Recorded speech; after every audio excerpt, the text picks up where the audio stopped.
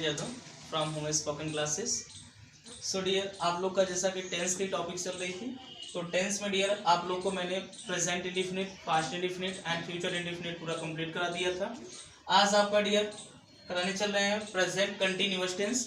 तो आप देख सकते हैं स्ट्रक्चर प्रेजेंट कंटिन्यूअस टेंस का। तो इसका जो स्ट्रक्चर होता है डियर, पहले इसमें हम सब्जेक्ट लिखते हैं, आफ्टर दैट इसकी helping verb is, am, are plus verbs ING form plus object plus other word. तो डियर इसका ये स्ट्रक्चर है आपका। तो आप यहाँ एग्जाम्पल देख सकते हैं, वह तुम्हें बुला रहा है, तो ही इज कॉलिंग यू। एक का 6 ट्रांसलेट बनता है, affirmative plus negative, first type interrogative plus negative and second type interrogative plus negative. तो डियर ये क्या है आपका अफर्मेटिव, इसका नेगेटिव करेंगे तो हेल्पिंग वर्ब के बाद यही जस्ट नॉट लगा देंगे, ठीक है। तो he is not calling you, और फर्स्ट टाइप इंटरगेटिव वो इंटरगेटिव होता है जो कि क्या ही सबसे स्टार्ट होता है। तो हेल्पिंग वर्ब सहायक क्रिया से लिखना प्रारंभ करते हैं, ग्रामर का फिर रूल्स है डियर। तो इसमें आपका जो है सब्जेक्ट सिंगुलर है, इसीलिए इज लग गया, प्लूरल होता तो आर हो जाता है, और आई के साथ एम का प्रयोग करते हैं। यहाँ पे इसका नेगेटिव करेंगे, he is not calling you, और क्या वो आपको बुला रहा है, इज ही कॉलिंग यू, क्या वो आपको नहीं बुला रहा है, is he not calling you, वो आपको क्यों बुला रहा है, why is he calling you, वो आपको क्यों नहीं बुला रहा है, why is he not calling you. तो डियर आप देख सकते हैं एक का 6 ट्रांसलेट होता है। अब ऐसे आपका जो है पास्ट भी कर लेंगे आप लोग, बस उस पर हेल्पिंग वर्ब वाज एंड वर हो जाएगा, ठीक है। तो सिंगुलर नंबर्स ऑफ नाउन के साथ हम वाज का प्रयोग करेंगे और प्लूरल के साथ वर का प्रयोग करेंगे। तो होप सो कि आप लोग पास्ट कंटिन्यूअस कर ले जाएंगे। तो फ्यूचर कंटिन्यूअस में कुछ बच्चों को प्रॉब्लम होती है कि विल और बी के बीच में कहाँ हम नॉट लगाएं, इसमें कंफ्यूजन होती है। तो मैं उसको क्लियर करवा दे रहा हूँ फ्यूचर कंटिन्यूअस, इसको आप लोग कर लीजिएगा, ठीक है। ओके डियर, जैसा कि अभी आपने प्रेजेंट कंटिन्यूअस और पास्ट कंटिन्यूअस जो है देखा, अब आप देखिए फ्यूचर कंटिन्यूअस। इसका स्ट्रक्चर क्या है डियर, पहले इसमें सब्जेक्ट लिखते हैं, आफ्टर दैट विल बी और शैल बी इसकी helping verb plus verbs ING form plus object plus other word. I और बी के साथ डियर आप शैल बी का प्रयोग करेंगे और अन्य कर्ताओं के साथ विल बी का प्रयोग करेंगे। अभी यह सीआरटी में सब चेंज हो गया है, आप सब कर्ताओं के साथ विल का प्रयोग कर सकते हैं। तो डियर इसका स्ट्रक्चर देखिए, एक का 6, जैसा कि अभी आप लोगों को पिछले वीडियो में मैंने इसको बताया जो है कि कैसे करना है। तो वह आ रहा होगा, देखिए एग्जाम्पल, तो ही विल बी कमिंग, ठीक है। अगर इसका निगेटिव करेंगे तो बस विल और बी के बीच में यही नॉट कर देंगे डियर, ठीक है। देखिए he will not be coming, ठीक है। और क्या वह आ रहा होगा, तो विल ही बी कमिंग। जब फर्स्ट टाइप इंटरगेटिव रहेगा तो पहले हेल्पिंग वर्ब आपका हो जाएगा, इसके बाद सब्जेक्ट होगा डियर, ठीक है। तो विल ही बी कमिंग, क्या वो नहीं आ रहेगा तो कर्ता के बाद बस नॉट लगा देना, will he not be coming. वो सेकंड टाइप इंटरगेटिव अगर हो जाए तो क्वेश्चन वर्ड को पहले कर देंगे, why will he be coming, why will he not be coming. तो डियर ये रहा आपका एक का 6, ठीक है। अब मैं आपका जो है प्रेजेंट परफेक्ट टेंस कराने चल रहा हूँ, तो आप लोग जो है वीडियो पे बने रहें, ओके डियर। तो आपका जो है कंटिन्यूअस हो गया। अब देखिए आप प्रेजेंट परफेक्ट टेंस को, ठीक है।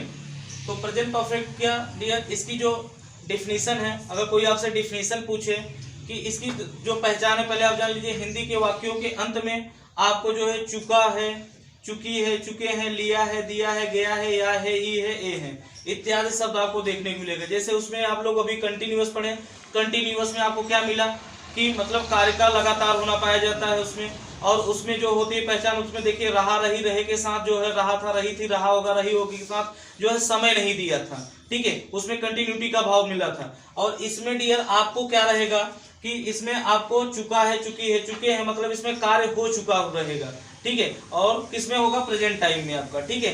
तो इसका इंग्लिश में डिफिनीशन अगर कोई पूछना चाहे तो आप बता सकते हैं, when we get perfection of work in running time, that is called present perfect tense. Its helping verb has or have, we always use was third form in this tense. तो इसकी जो डिफिनीशन है dear, इसमें जो है आपका helping verb has या have है, और we always use was third form. और डियर इसमें जो है कार्य का परफेक्शन होना पाया जाता है। तो आप एग्जाम्पल देख सकते हैं, मैं स्कूल जा चुका हूँ, तो यहाँ पे हो जाएगा I have gone to school, ठीक है। एंड देखिए गो का थर्ड फॉर्म गॉन है, ठीक है, गो वेंट गॉन। अब मैं स्कूल नहीं जा चुका हूँ, अगर ये हो जाए मैं स्कूल नहीं गया हूँ, तो मीन्स या है, ई है, ये है, आ गया I have not gone to school, ठीक है। और फर्स्ट टाइप इंटरगेटिव क्या सबसे शुरू होता है, हैव प्रारंभ करते हैं। यहाँ पे have I gone to school, have I not gone to school, how have I gone to school, how have I not gone to school. तो आप देख सकते हैं 1 का 6 ट्रांसलेट होता है। तो डियर ठीक है, तो इसी प्रकार आपका हो जाएगा पास्ट का परफेक्ट का। पास्ट परफेक्ट में जहाँ पे आपका जो है हैज और हैव हेल्पिंग वर्ब है वहाँ पे हेड हो जाएगा। जहाँ पे आपका when we get perfection of work in present time किए तो वहाँ पे हो जाएगा आपका when we get perfection of work in past time. ठीक है, उसकी हेल्पिंग वर्ब हो जाएगी हेड। ठीक है, and we always use was third form in this tense. ठीक है, तो उसमें भी वर्ब का थर्ड फॉर्म, जितने परफेक्ट होते हैं डियर सब में वर्ब का थर्ड फॉर्म का प्रयोग किया जाता है। ठीक है, उसकी पहचान है कि वाक्य के अंत में आपको चुका था, चुकी थी, चुके थे, लिया था, दिया था, गया था, या था, ई थी, ये थे। ठीक है, ऐसे आपका फ्यूचर भी हो जाएगा। फ्यूचर में आपको विल हैव और शैल हैव हेल्पिंग वर्ब हो जाएगा। जैसे आप बिल और बी के बीच में नॉट लगाते थे कंटिन्यूअस में, वैसे वहां पे बिल और हैव के बीच में नेगेटिव बनाएंगे तो नॉट लगा देंगे, और फर्स्ट आप इंटरगेटिव करेंगे तो पहले जो है आप बिल या शैल को पहले कर देंगे। इसके बाद सब्जेक्ट प्लस जो है अगर नेगेटिव रहेगा नॉट लगा के तब हेल्प करेंगे। तो डियर उसमें जो रहेगा आपका जो फ्यूचर परफेक्ट का डिफिनीशन वो हो जाएगा आपका when we get perfection of work in next time या इन फॉलोइंग टाइम या in coming time, that is called future perfect tense. Its helping verb will have और shall have, we always use was third form in this tense. ठीक है, तो dear hope so कि आप सब अब कर ले जाएंगे परफेक्ट का, और किसी को कोई प्रॉब्लम होती है ठीक है तो कमेंट कर सकते हैं, तो उनके लिए डियर स्पेशल वीडियो जो है और बना के आप लोग को मिल जाएगा, उसका आपके प्रॉब्लम का पूरा सॉल्यूशन मिल जाएगा। ठीक है, और जो भी बच्चे जो है एसएससी एमटीएस वगैरह की तैयारी कर रहे हैं तो वो लोग चैनल को जरूर सब्सक्राइब कर लें, क्योंकि एसएससी एमटीएस का जो होल इंग्लिश का आपका पूरा कांटेक्ट जो है कराया जाएगा और एकदम आसानी से एकदम सरल तरीकों से कराया जाएगा डियर। तो आप लोग जो भी चैनल को सब्सक्राइब न किए हो उनको चैनल को सब्सक्राइब कर लें, और अपने दोस्तों तक जो भी उसकी तैयारी करना चाहते हैं एसएससी एमटीएस वगैरह की इंग्लिश की जो है तो डियर उनको पूरा कॉन्टेक्ट इंग्लिश की उन्हें एकदम सरल तरीके से मिलेगा। तो आप लोग जो है चैनल को सब्सक्राइब कर लें, तो होप सो आप कर ले जाएंगे परफेक्ट। अब मैं कराने चल रहा हूँ डियर आपका present perfect continuous tense. Okay dear, तो present perfect, past perfect and future perfect आपका हो गया। अब डियर देखिए प्रेजेंट परफेक्ट कंटिन्यूअस टेंस को देखते हैं। इसका डिफिनीशन अगर कोई आपसे पूछे इन इंग्लिश तो आप बता सकते हैं when we get continuity of work in present time and with denoting of time is called present perfect continuous tense. Its helping verb will has been or have been. We always use was ing form in this tense. We also use since or for in this tense. Since is a use for with the definite time and for is a use for the indefinite time. Since का प्रयोग definite समय के लिए करते हैं और for का प्रयोग इंडिफिनिट समय के लिए करते हैं। मतलब सिंस का प्रयोग निश्चित समय के लिए करते हैं और फॉर का प्रयोग अनिश्चित समय के लिए करते हैं डियर। तो जैसा कि अभी आपने देखा प्रेजेंट कंटिन्यूअस में क्या था, उसमें भी वाक्य के अंत में रहा है, रही है, रहे का सेंस मिला। इसमें भी रहा, रही, रहे का सेंस मिलेगा, लेकिन उसमें समय नहीं दिया रहता है डियर, इसमें समय दिया रहता है। जब इसमें समय दिया रहता है तो यहाँ पे डियर सिंस और फॉर का प्रयोग हो जाता है। डिफिनिट समय के लिए सिंस का प्रयोग करते हैं और इंडिफिनिट समय के लिए फॉर का प्रयोग करते हैं। बच्चे कंफ्यूज होते हैं कि डिफिनिट किसे कहते हैं और इंडिफिनिट किसे कहते हैं।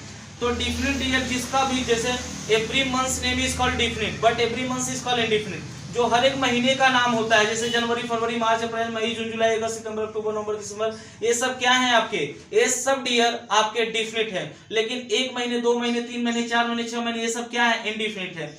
Every hour name is called definite but every hour is called indefinite. हर एक घंटे का नाम आपका निश्चित है, जैसे 2 बजे, 3 बजे, 4 बजे, 6 बजे, ठीक है, जो भी है तो उसका डियर वो डिफिनिट है। लेकिन 1 घंटे, 2 घंटे, 3 घंटे, 4 घंटे क्या है आपका इंडिफिनिट है। वैसे 2014, 2015, 2016 every year name is called definite but 1 वर्ष, 2 वर्ष, 3 वर्ष, 4 वर्ष क्या है आपका इंडिफिनिट है। तो आप देख सकते हैं डियर डिफिनिट और इंडिफिनिट में आपको समझ में आ गया होगा। अब एग्जांपल आप देख सकते हैं, पहले इसका स्ट्रक्चर देख लीजिए। इसमें पहले सब्जेक्ट लिखेंगे, आफ्टर दैट हैज बीन और हैव बीन करेंगे। वी ऑलवेज यूज वर्ब साइंजिंग फॉर्म प्लस सिंस और for plus object plus since और फॉर प्लस अदर वर्ड। ठीक है, तो इसका एग्जांपल है डियर, आप देख सकते हैं वह जनवरी से अंग्रेजी सीख रहा है, तो क्या हो जाएगा, he has been learning English since then.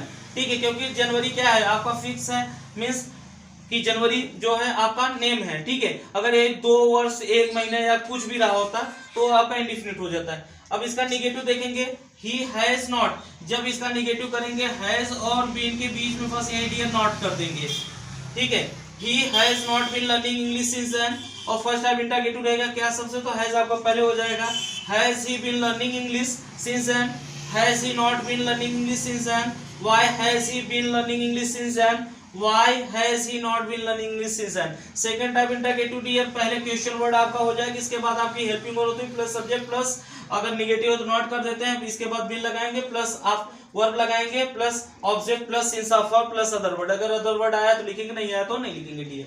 ठीक है, तो ये रहा आपका present perfect continuous tense. Same ऐसे डियर आपका होगा पास्ट परफेक्ट कंटीन्यूअस टेंस, बस उसमें हेल्पिंग वर्ब आपकी चेंज हो जाएगी, हैड बीन हो जाएगी, और जहां पे आपको कंटिन्यूटी प्रेजेंट टाइम में था वहीं पास्ट टाइम में हो जाएगा वहां पे डियर। उसमें भी सिंस ऑफ वर्ब का प्रयोग करते हैं क्योंकि उसमें भी समय आपको दिया रहेगा। ऐसे डियर आपका जो है फ्यूचर परफेक्ट कंटीन्यूअस हो जाएगा, उसमें भी सिंस ऑफ वर्ब का प्रयोग करते हैं समय के लिए डियर, तो उसमें भी समय मिलेगा आपको, कंटिन्यूटी आपको वहां भी पाया जाएगा। Next coming on time, following on time में उसकी जो पहचान रहेगी वाक्य के अंत में आपको रहा होगा, रही होगी, रहेंगे मिलेगा, लेकिन समय के साथ मिलेगा डियर। ठीक है, और जब निश्चित समय के लिए सिंस का प्रयोग करेंगे और अनिश्चित समय के लिए फॉर का प्रयोग करेंगे, और उसकी सहायक क्रिया होगी विल हैव बीन और शैल हैव बीन। तो कंफ्यूज नहीं होना है आप लोग को डियर, जस्ट जैसे आप लोग लगाते थे बिल के जस्ट बाद अगर निगेटिव में नॉट, वैसे उसमें भी लगेगा। जैसे आपको अगर करना रहेगा तो विल के जस्ट बाद आप निगेटिव बनाएंगे तो नॉट लगाएंगे अफर्मेटिव प्लस निगेटिव में। ठीक है, तो और इसके बाद जब इंटरगेटिव करेंगे तो पहले बिल या शैल आपका पहले हो जाएगा, इसके बाद सब्जेक्ट, इसके बाद निगेटिव रहेगा तो नॉट करके, ठीक है, तो अब हैव बीन, हैज बीन जो भी सॉरी हैव बीन लगाएंगे आप। ठीक है, तो डियर ये आपका रहा, होप सो कि कल ले जाएंगे आप लोग जो है अब पूरे टेंस को, पूरा टेंस आपका कंप्लीट करा दिए हैं। बचा है डियर आपका आफ्टर और बिफोर का प्रयोग, तो एक आपका स्पेशल वीडियो में आपका जो है पूरा करा देंगे, आफ्टर बिफोर का पूरा आपका कंप्लीट करा देंगे। तो अब तक आप लोग जो है इसको रीड कर लीजिए अच्छे से, कोई कंफ्यूजन हो तो आप लोग कमेंट कर सकते हैं, उसके लिए फिर आपका सॉल्यूशन मैं करा दूंगा, आपका कोई भी प्रॉब्लम नहीं होगी। और जो भी चैनल पे नए हो डियर जरूर चैनल को सब्सक्राइब कर लें, उनके लिए हर एक वीडियो बहुत महत्वपूर्ण होगी जो एसएससी की तैयारी कर रहे हैं डियर, क्योंकि एसएससी में सारे एग्जाम में आपके डियर जो है इंग्लिश पूछा जाता है। तो एसएससी का पूरा कंप्लीट में सीजीएल की तैयारी कर रहे हैं, सीपीओ की तैयारी कर रहे हो, या तो जो है एमटीएस की तैयारी जो बच्चे कर रहे हैं, तो पूरा उनका कांटेक्ट कराया जाएगा जो है। और इसके साथ साथ डियर आप लोग को स्पोकन इंग्लिश भी बीच में आप लोग को मिलता रहेगा, तो आप लोग चैनल को जरूर सब्सक्राइब कर लें। तो आज के लिए इतना ही, bye bye to all, thank you for watching this video.